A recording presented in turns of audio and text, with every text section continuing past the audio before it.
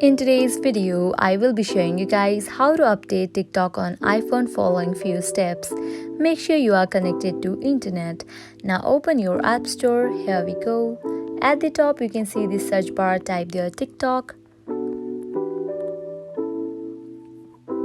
App has appeared. On the right corner of the app you can see the option of open or update. As I'm using latest version of the TikTok, it is showing only open, but if your app requires update then it will show the option of update.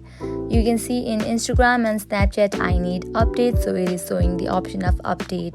You just have to tap on the option update in this way and it will start updating your app.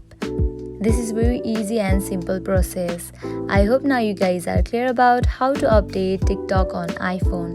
If you find this video helpful, at the end make sure to like, share and subscribe to our channel. Thank you.